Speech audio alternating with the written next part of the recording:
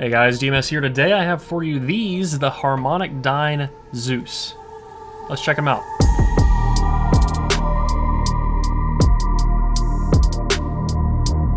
Why are you yelling at me? Sam! Okay, this is a big old case. This is what they came in. I feel like this is the proper way to ship a headphone. Okay, let's talk about these things. Let's talk about build, comfort, sound, amp pairing, what I think of them all across the board. I think the case is great.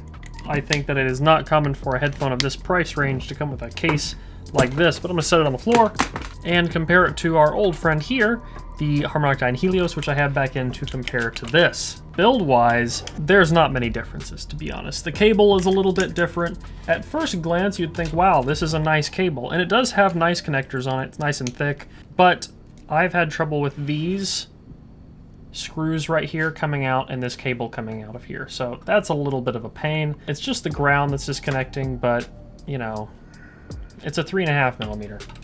The cable does feel nicer and the connectors are nicer than the ones on Helios here.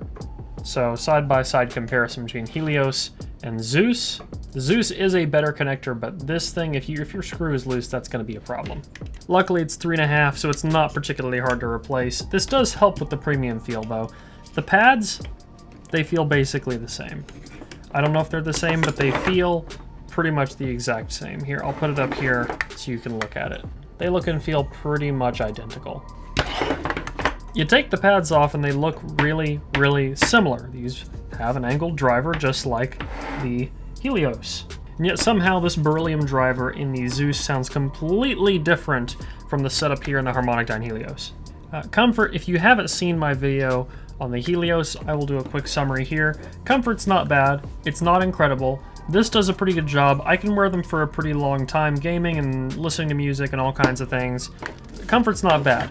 Build is a little bit weird in areas like this.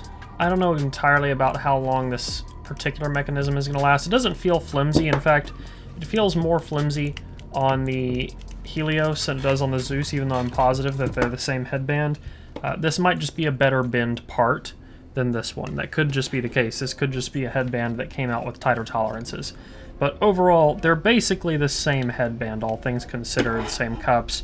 The grill is slightly different between the two headphones, and you can also tell there's a different sort of mesh and driver dampening happening in here.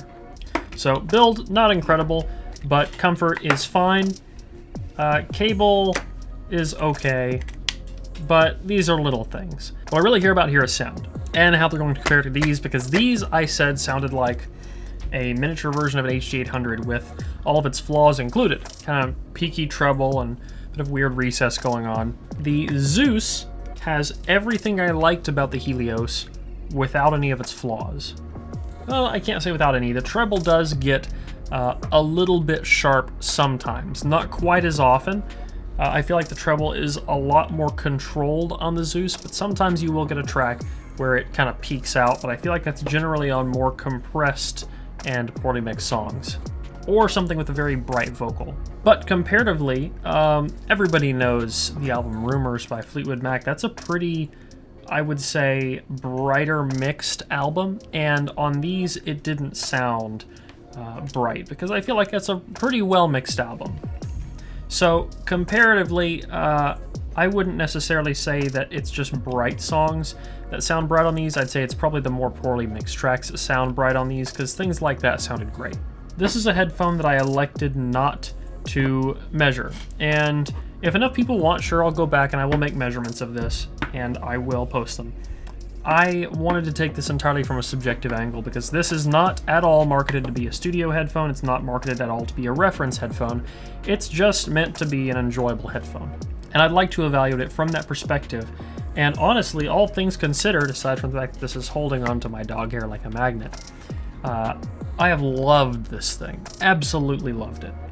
And if you're a viewer of my channel who's been around for a while, you'll know that I don't normally love things that are fun tuning. I usually prefer things that I would consider to be accurate or very lifelike. I'm not a bass head, but these, I wouldn't say these are necessarily for bass heads either.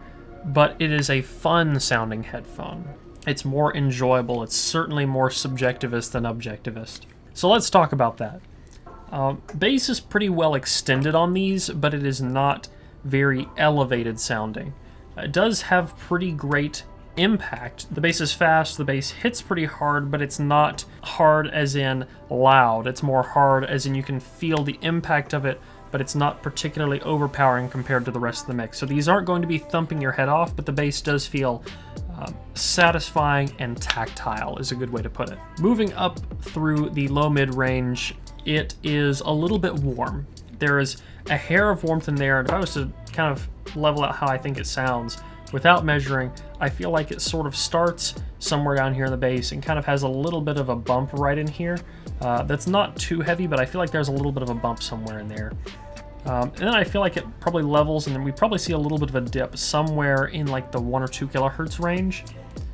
And there is a peak hiding somewhere in the treble. I ran sweeps and wasn't able to identify entirely where it was, but there's a little bit of a peak somewhere in there.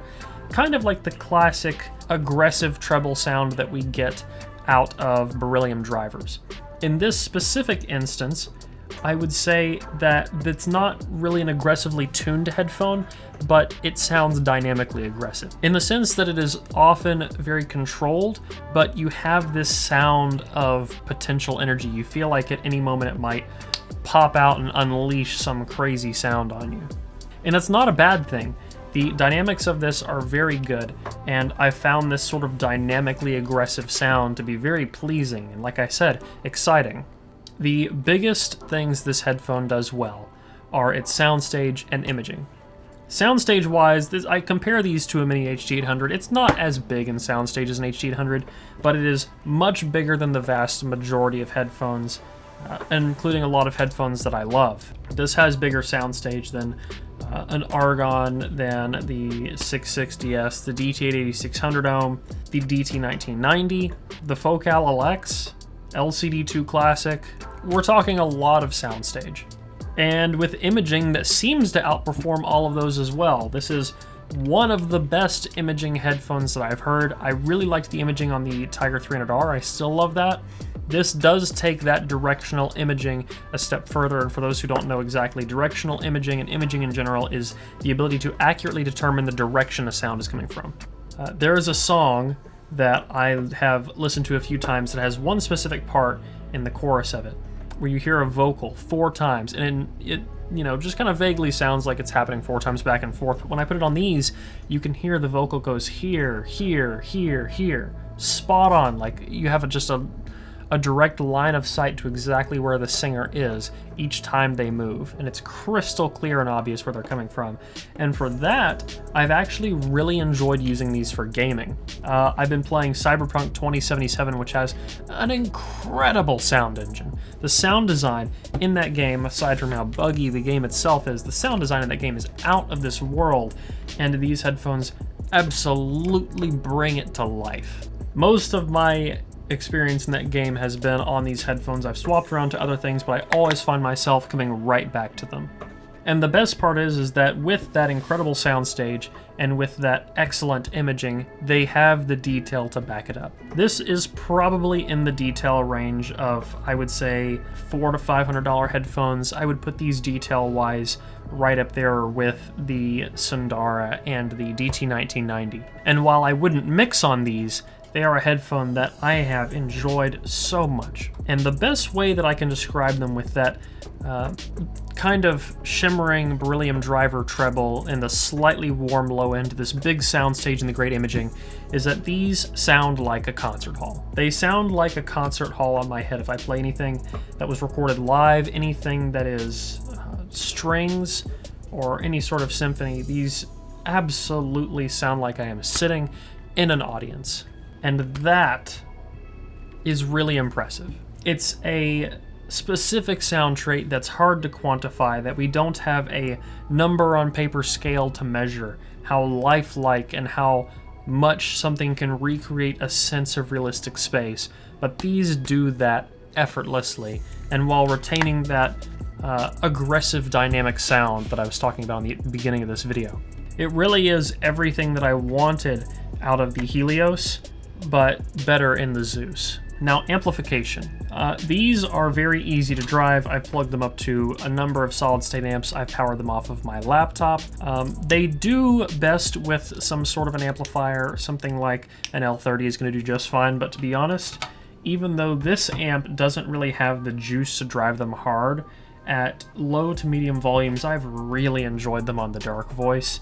And I've enjoyed them a little bit as well in the Little Dot Mark II, though I definitely enjoyed them more in the Dark Voice. There's going to be a review coming on this amp in the near future, but I want to get some tubes in first because I want to roll tubes on it and talk about that experience with the review. But you could drive these off most things. If you already have an amp, you're fine.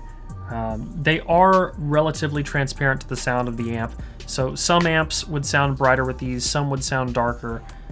So it's really going to be up to the characteristics of the amplifier you plug these up to. I've really enjoyed them with the A90, though they certainly don't need the amount of power the A90 puts out. And like I said, I've also really enjoyed them with the Dark Voice. So who is this for? This is a headphone for someone who wants an addition to their collection, or you just want a daily driver and you don't particularly care about mixing or studio sound. You just want something that's very spacious, fun, and lifelike as far as a sense of space is concerned. Once again, noting that there are times where the treble can become harsh depending on the music you listen to. A lot of tracks it's fine, but sometimes I will pull up a track that really does have some sibilant notes to it, so keep that in mind. All in all, HarmonicDyne ZEUS in the $350 price range is an absolute steal, and I highly recommend this headphone if you are on the subjective side of things, not the objective side of things. I myself have not been able to stop listening to it, and that is coming from a person who loves things like the 560S and other very objective headphones. And yeah, I think that's pretty much about it. Great headphone. You know something is really good when both ZEUS and I agree on it, because we don't agree on much. There you go. Concert hall on your head. So I think that is going to wrap this one up, guys. If you liked this video, please leave a like down below, a comment letting me know what you want to see in the future. If you want to get active in the community, you can at forum.hifiguides.com. And as always, don't forget to stick around and subscribe for more videos like this in the future. Until next one, guys. Peace.